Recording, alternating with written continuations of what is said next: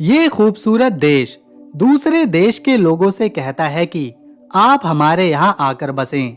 अगर कोई इंसान इस देश का नागरिक नहीं भी है तो भी यहाँ उसे बसने की इजाजत है, जिसके बदले में उस व्यक्ति को अच्छी खासी रकम दी जाएगी, जो कि सिर्फ एक बार नहीं बल्कि हर महीने दी जाएगी, ताकि वो अपना जीवन उस देश में आराम से बिता सके। उसे ये पैसे इसलिए दिए जाएंगे ताकि वो यहाँ की अर्थव्यवस्था में मदद कर सके और यहाँ की जनसंख्या को बढ़ा सके।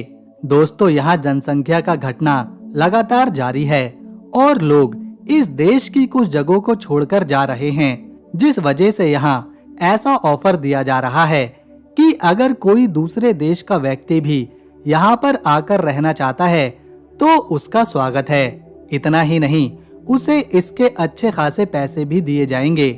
बस उसे काम अच्छे से करना है और उन इलाकों की आबादी बढ़ाना है। इस देश में जितने पुरुष हैं उनके मुकाबले महिलाएं काफी ज्यादा हैं, और जो पुरुष हैं भी उनमें से बहुत से दूसरे देशों में जाकर बस रहे हैं। इसीलिए यहाँ आबादी नहीं बढ़ रही, अर्थव्यवस्था नहीं बढ़ रही, जिसके लिए यहाँ लोगों को बसाने के लिए अलग अलग तरीकों से बुलाया जा रहा है।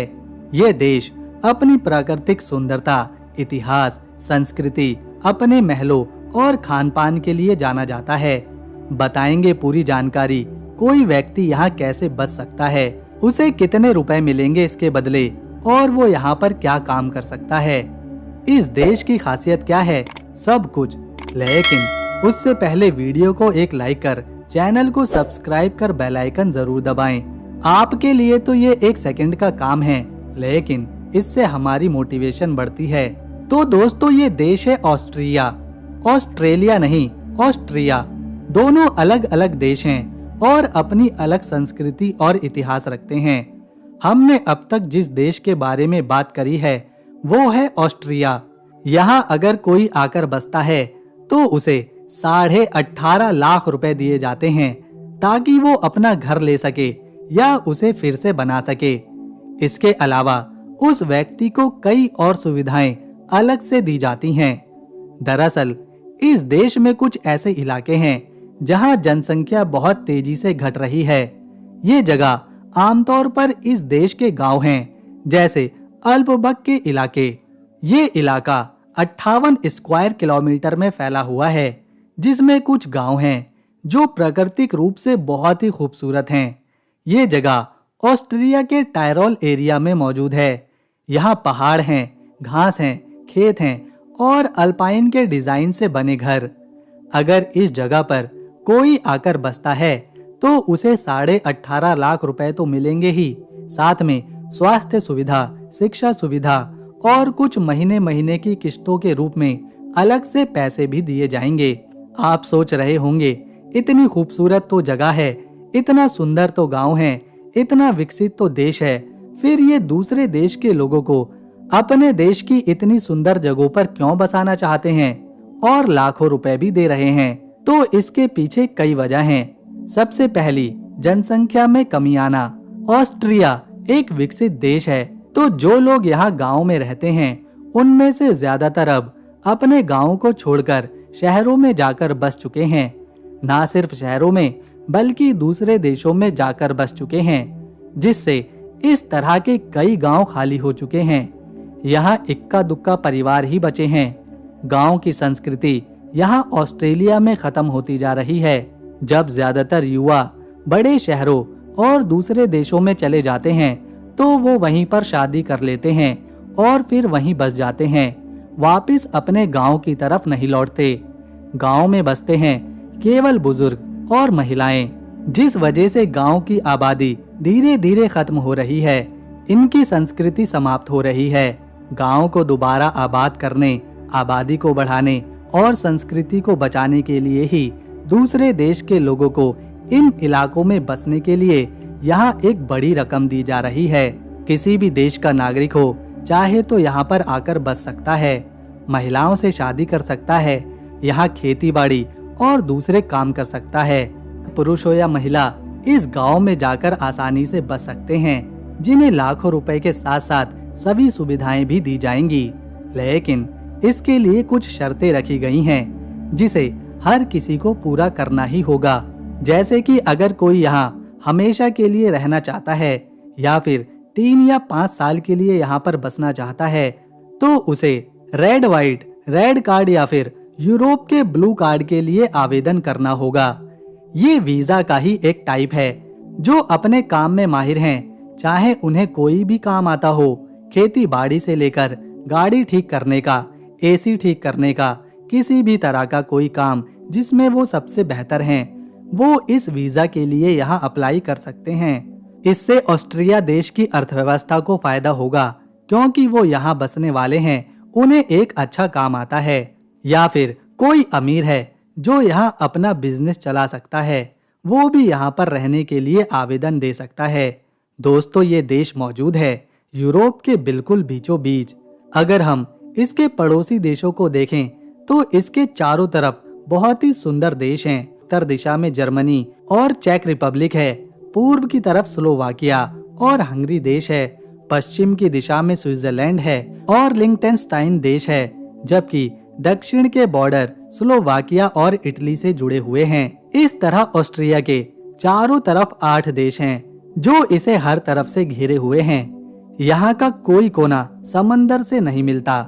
इसके चारों तरफ कोई ना कोई देश है, इसीलिए ये एक लैंडलॉक कंट्री कहलाती है। ये है देश की राजधानी वियना शहर। ये है ऑस्ट्रिया का सबसे बड़ा शहर। वियना एक बेहद ही सुंदर और ऐतिहासिक शहर है।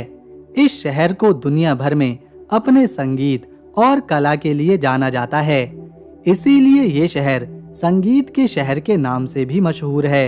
यहाँ कई बड़े बड़े संगीतकार हुए हैं, जैसे मोजार्ट और बीथोवेन।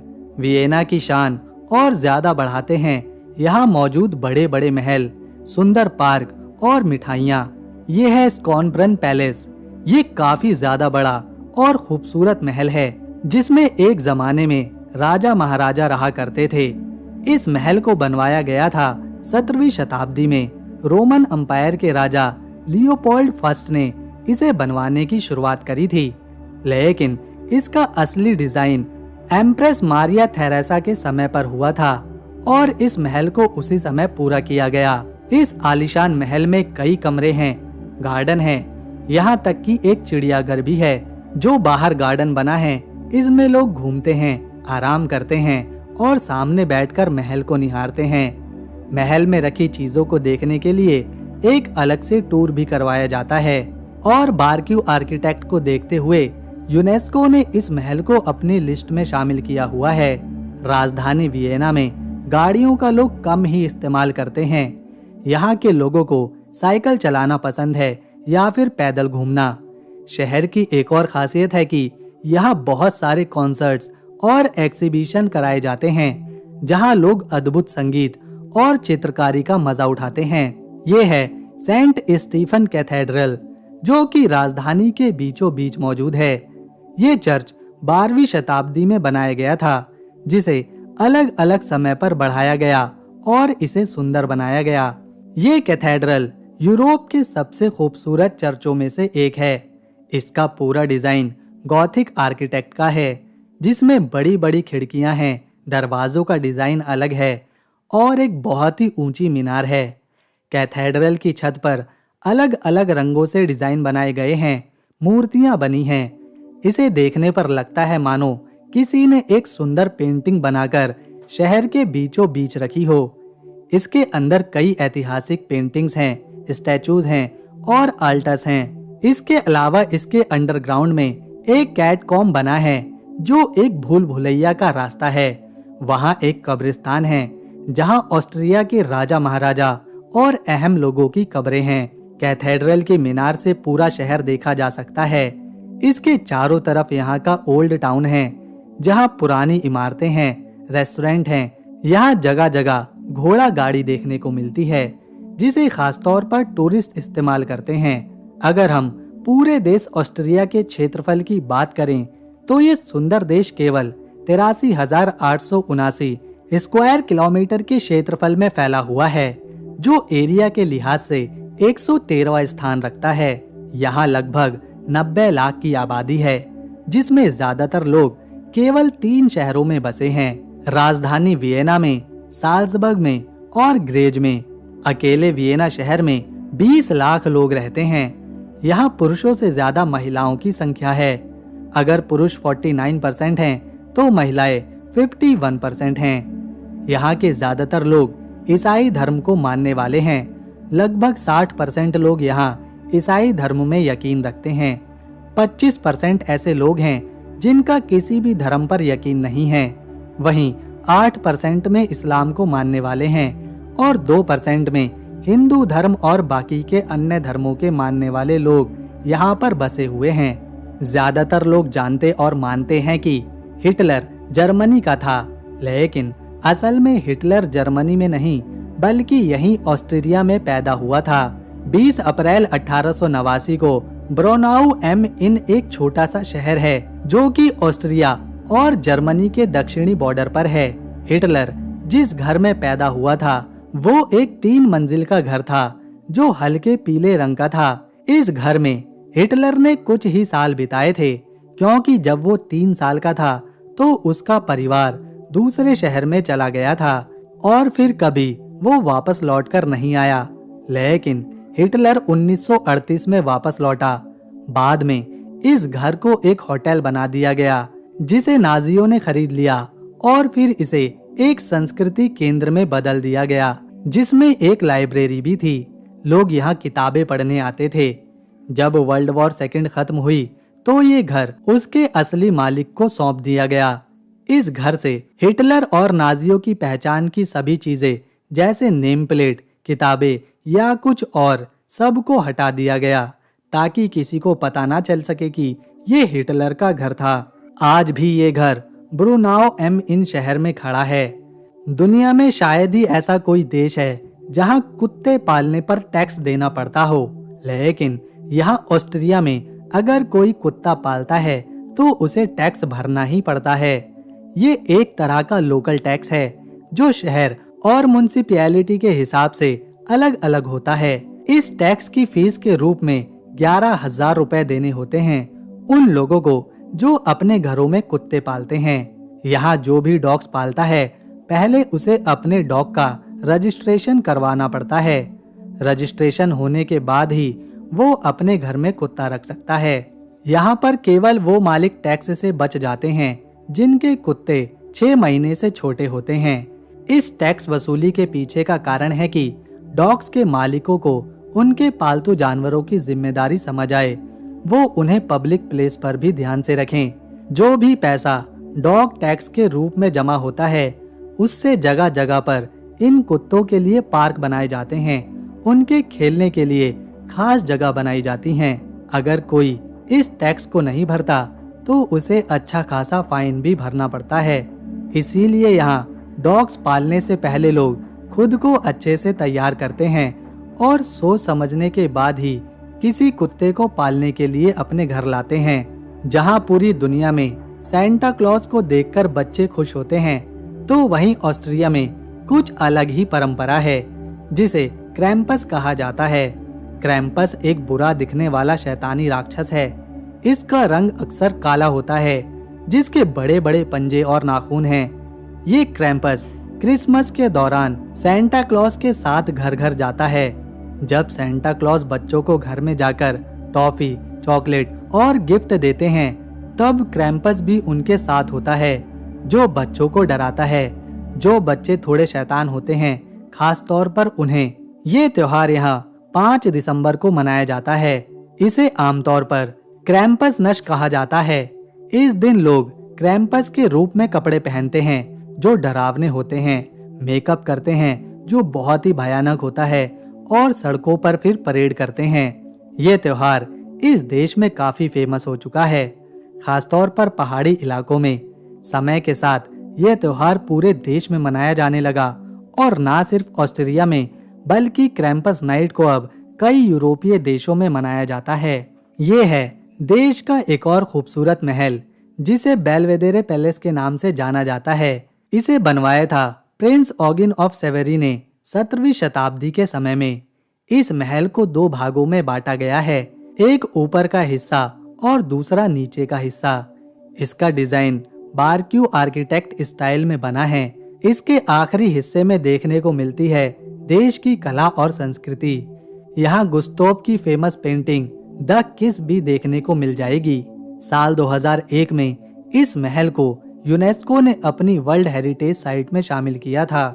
यहाँ के लोग बहुत ही शांत और तेज दिमाग वाले हैं, तभी तो 5 नोबेल प्राइज अब तक ये देश अपने नाम कर चुका है। फ्रेडरिक हायेक, इन्होंने 1974 में इकोनॉमिक साइंस में नोबेल प्राइज जीता था। एल्फ्रेड जेलनिक, जिन्होंने लिटरेचर के फील्ड में साल 2004 में नोबेल प्राइज हासिल किया था। विक्टर फ्रांसिस, इन्होंने 1936 में फिजिक्स में ये कारनामा किया था। कार्ल लैंटिनर, इन्हें 1930 में साइकोलॉजी और मेडिसिन के फील्ड में नोबेल प्राइज से सम्मानित किया गया था।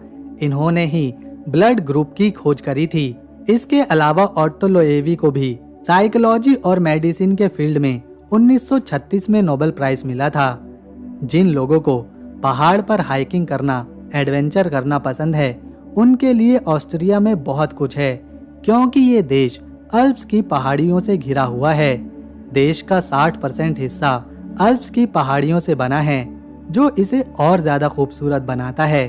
ये देश इतना सुंदर है कि हर साल लगभग 3 करोड़ टूरिस्ट यहाँ घूमने आते हैं। इससे आप अंदाजा लगा सकते हैं कि यहाँ की आबादी 90 लाख है और सैलानी हर साल 3 करोड़ से भी ज्यादा आ रहे हैं। यहाँ पर पैसे के रूप में यूरो इस्तेमाल होता है और 1 यूरो की वैल्यू अभी के समय में 92 रुपए के बराबर है।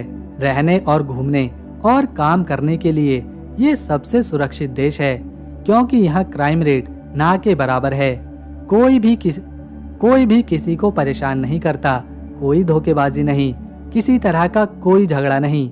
यहाँ देर रात तक लोग बिना किसी परेशानी के सड़कों पर पैदल निकल सकते हैं। यहाँ की लगभग 30% जमीन पर खेती का काम किया जाता है और 30% जमीन पर जानवर पाले जाते हैं। यहाँ की डेयरी इंडस्ट्री के प्रोडक्ट जैसे दूध, दही, पनीर बहुत ही अच्छी क्वालिटी के होते हैं और यूरोप के कई देशों में इन्हें बेचा भी जाता है। यह है देश का सबसे ऊंचा वाटरफॉल क्रिमलर। ये झरना लगभग 380 मीटर ऊंचा है। ये वाटरफॉल क्रिमलर गांव में है। जो टूरिस्ट ऑस्ट्रिया जाते हैं और जिन्हें वाटरफॉल देखना पसंद है, उन्हें ये झरना, यहाँ का माहौल, ये गांव काफी ज्यादा पसंद आता है। देश की इकोनॉमी 3 चीजों से चलती है। ये देश सबसे ज्यादा मशीनरी और दूसरे इक्विपमेंट जैसे कि इलेक्ट्रॉनिक आइटम, कंस्ट्रक्शन मशीनें अपने पड़ोसी देशों को एक्सपोर्ट करता है।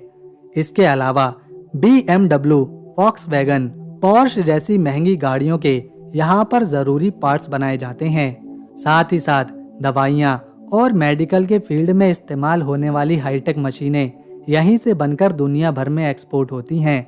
ऑस्ट्रिया अपनी व्हाइट वाइन के लिए भी जाना जाता है।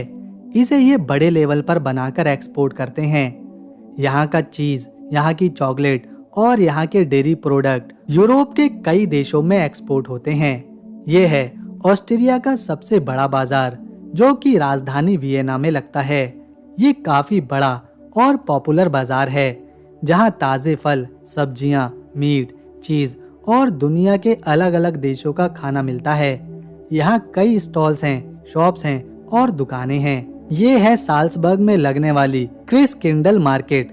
इस बाजार को सिर्फ क्रिसमस के सीजन के दिनों में ही लगाया जाता है। यहाँ हाथ से बने सामान ज्यादातर बेचे जाते हैं। इस समय यहाँ काफी बर्फबारी होती है, जिस वजह से ये मार्केट देखने में और भी ज्यादा सुंदर लगती है। ऑस्ट्रिया के लोग जर्मन भाषा बोलते हैं और जर्मनी ही यहाँ की ऑफिशियल लैंग्वेज भी है। वियना की नाइट लाइफ पूरे यूरोप के युवाओं को बहुत पसंद आती है। यहाँ वीकेंड्स पर सड़कों पर भीड़ देखने को मिलती है। लोग शॉपिंग करते हैं, ड्रिंक्स पीते हैं, डांस करते हैं और अपने दोस्तों के साथ खूब मजे उठाते हैं। यहाँ महिलाएं ऐसा ज्यादा करती हुई नजर आएंगी। यहाँ की महिलाएं जितनी मेहनती हैं, उतनी ही मौज मस्ती करने वाली भी, जो काम के वक्त सिर्फ काम पर ध्यान देती हैं और मस्ती के टाइम सिर्फ मस्ती पर। तो दोस्तों, ये था एक बहुत ही खूबसूरत पहाड़ों से घिरा देश ऑस्ट्रिया। अगर आपको हमारी वीडियो और इन्फॉर्मेशन पसंद आई तो इसे एक लाइक दें, शेयर करें और चैनल को सब्सक्राइब कर बेल आइकन जरूर दबाएं। ताकि आने वाली नई वीडियो की अपडेट आपको मिले सबसे पहले। हम मिलेंगे नेक्स्ट वीडियो में, तब तक के लिए नमस्कार, अपना ख्याल रखें।